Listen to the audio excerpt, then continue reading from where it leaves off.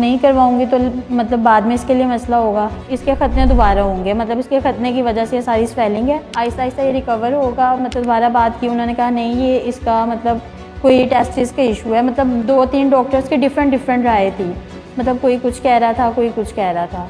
इसमें मरियम अरसलान, शाजिम अरसलान, 4 इयर्स इसकी एज है और मतलब मैं इसकी टेस्टिस के लेके बहुत ज़्यादा मतलब परेशान थी। मैं बाकी बच्चों को भी ऑब्ज़र्व कर रही थी और डॉक्टर्स के साथ 2-3 के साथ मतलब कंसल्ट भी किया इस बारे में। कुछ कह रहे थे ये हेल्दी है, कुछ कह रहे थे टाइम के साथ ही हो जाएगा सही।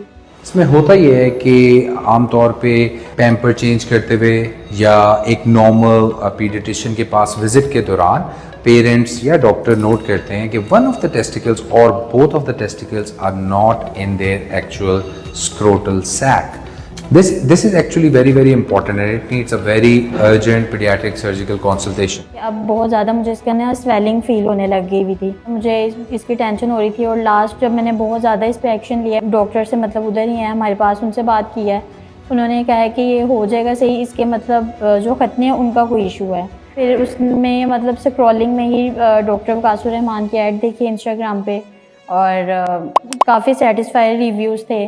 फिर मतलब कांटेक्ट किया इनसे, इनके साथ मीटिंग की और फर्स्ट मीटिंग में ही बहुत ज़्यादा सेटिस्फेक्शन हुई है और बहुत अच्छे से सर ने बताया विदाउट एनी अल्ट्रासाउंड, कुछ भी सिर्फ देखने में ही सर ने क्लियर कर दी कि मतलब इसका है, इसके टेस्टिस का इशू ही है।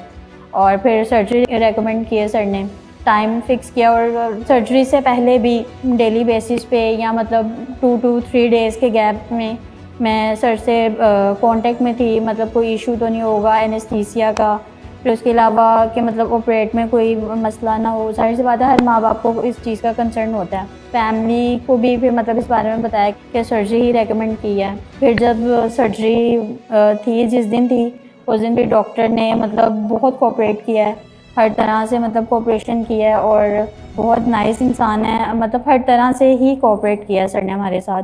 45 मिनट्स का राउंड अबाउट सर्जरी टाइम था और उसके 30 मिनट्स के बाद शाज़िम एनेस्थीसिया से वापस आ गया था और माशाल्लाह आहिस्ता आहिस्ता रिकवरी की, चला है, अपने पाँव पे चल कर आया था और अपने पाँव पे चल कर वापस गया है।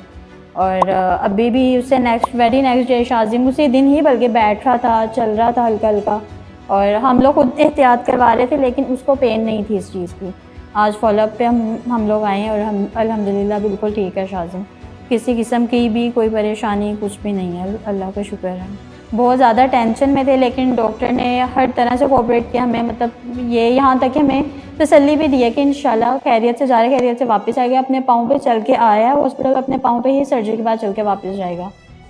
सबसे बड़ा जो खौफ था वो एनेस्थीसिया ही था, क्योंकि डॉक्टर के रिव्यूज़ से तो हर चीज़ मतलब ऑपरेट सर्जरी को लेकर मुझे कोई टेंशन नहीं थी, लेकिन एनेस्थीसिया ही की ज़्यादा मतलब मसला था। सर ने वो भी क्लियर कर दिया था। सबसे फ्रीक्वेंट क्वेश्चन यही होता है कि डॉक्टर साहब ठीक है ये मसला है, वी अंडरस्टैंड इट, पर हमें डर लगता है कि बच्चा बहुत छोटा है, क्या बेहोशी इसके लिए सेफ़ है?